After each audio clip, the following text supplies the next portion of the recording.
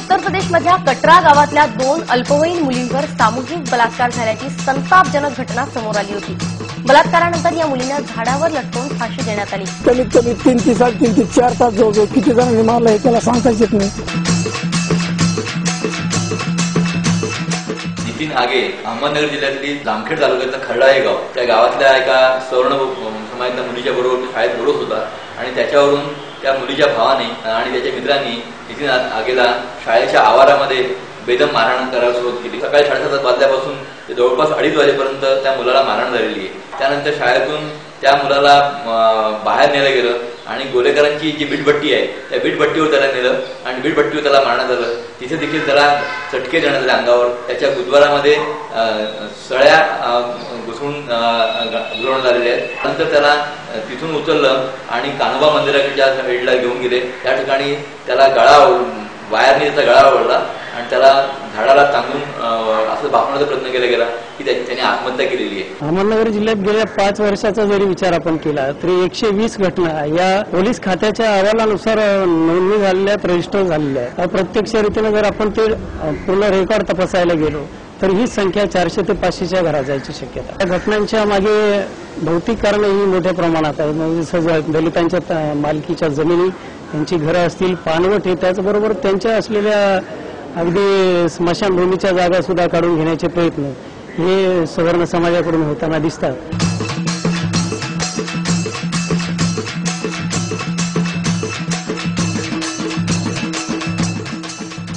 नितीन आगे ही जाती हत्या आहे, त्यामुळे नुसती हत्या हे करून ते दडपून टाकण्याचा किंवा त्याच्यावर गोळा फिरवण्याचा प्रयत्न त्यांनी करू नये। किंवा त्या ठिकाणी कामगारांचे तंटे असो किंवा त्या ठिकाणचे लढणारे श्रमिक आणि दलित जनता असो, त्यांच्यावर वरवंटा फिरवण्याचं काम हे सगळे लोक करतात। तर त्यांना आम्ही इशारा देतो,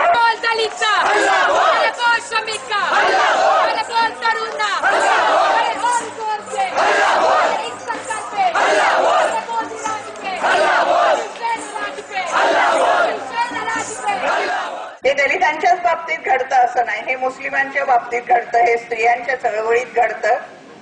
म्हणजे प्रस्थापित समाज जो आहे, या प्रस्थापित समाजाला हे जागे झालेले आवाज आहेत, हे आवाज ऐकायचे नाही आणि दुसऱ्या बाजूला आपल्या मनगटशाहीचा पुरावा दाखवायचा। मी माणूस आहे हे विधान करायला बाबासाहेबांनी आपल्याला शिकवलं, पण हे विधान माणूस करायला लागला, त्याचा आत्मसन्मान जागा झाला की दुसऱ्या कोणाला तरी दुखावल्यासारखं वाटतं। क्रौर्य म्हणजे शौर्य मानणाऱ्यांची जी पिलावळ आहे ती सगळीकडे आहे, केवळ ब्राह्मणशाहीमध्ये नाही, ती मराठाशाहीमध्ये आहे, ती काही पक्षांमध्ये आहे। हे क्रौर्य ज्यांनी आपलंसं केलेलं आहे त्यांना माणुसकीची परत शिकवण देण्याची गरज आहे। हे सरकार आले तर सरकार सरळ आपल्याला दिसतं की RSS वादी सरकार आहे, त्यांची सगळी विचारसरणी चातुर्वर्णवादी आहे। अलीकडे तर गळ्यात मडकं आणि पाठीमागे झाडू अशी आमची अवस्था होणार आहे की काय, अशी चित्र सुद्धा निघायला लागलेली आहेत अंकामधून।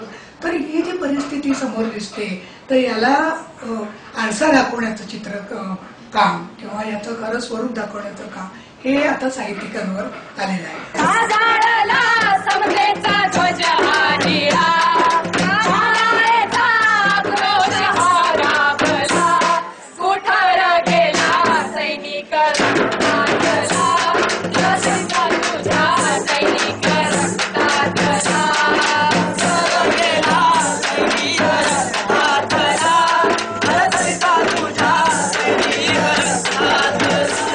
हिंदुत्ववादाचा जो अजेंडा आहे त्या अजेंड्यानुसार ते आता काम करायला सुरुवात करतील। या अजेंड्यानुसार ते काम करताना फक्त दलितांवरच काही हल्ले होतील अशातला भाग नाही आहे, तर या देशात जे अल्पसंख्याक लोक आहेत, जो श्रमिक वर्ग आहे, जो शेतकरी वर्ग आहे, या सगळ्यांचं भरडणं तेवढ्याच गतीनं आणि तीव्रतेनं ते वाढणार आहे।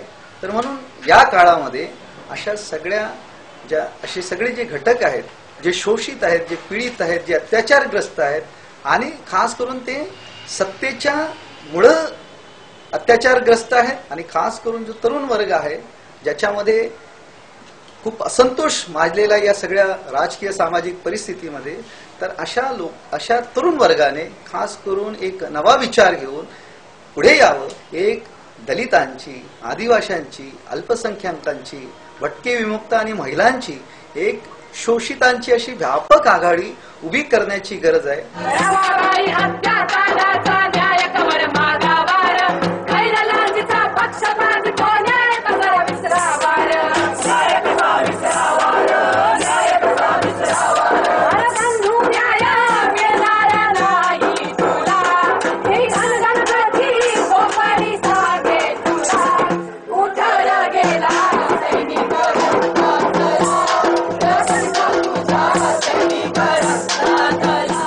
दलित अत्याचार विरोधी कृती समितीची स्थापना ही दलितांवर होणाऱ्या अत्याचाराच्या संदर्भामध्ये त्याला प्रतिबंध कसा घालावा या निमित्तानेच त्या समितीची स्थापना झाली आणि नीती नागेच्या निमित्ताने परत एकदा ती अधिक कार्यरत झाली. तर याच्यावर ठोस काम करायची, प्रिव्हेंटिव्ह काम करण्याची एक गरज त्याच्यामधून दिसून आली. याच्यातूनच या धिक्कार परिषदेचा एक संकल्पना पुढे आली.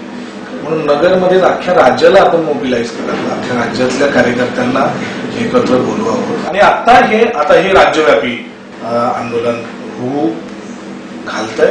माननीय प्रकाशजी तथा बाळासाहेबजी आंबेडकर या परिषदेचं नेतृत्व करतील.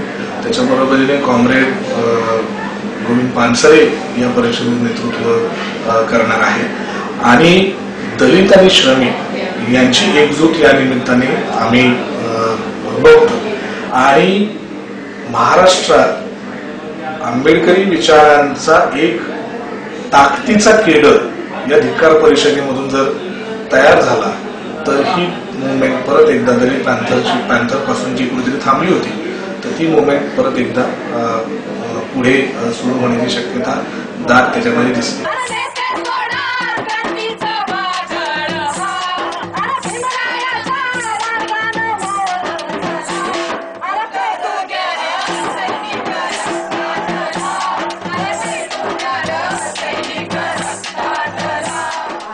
वेगवेगळ्या ठिकाणून जे फ्रंट्स बनलेले आहेत ते सगळेजण यात येणार आहेत. तर जास्तीत जास्त लोकांना आवाहन आहे, युवा वर्गाला खास करून आवाहन आहे की या परिषदेत सामील व्हावं आणि हा जातीयंताचा लढा जो आपण पुढे घेऊन जातोय तो एक तीव्र लढा करावा. मी महाराष्ट्रातल्या तमाम दलित, आदिवासी, भटक्या मुक्तासहित फुले आंबेडकरांचे आणि समतेचे विचार मांडणाऱ्या प्रत्येक कार्यकर्त्याला, समाज घटकाला आमचं जाहीर आवाहन आहे की त्यांनी या परिषदेमध्ये यावं आणि या समतेच्या लढ्यामध्ये आपले योगदान द्यावं.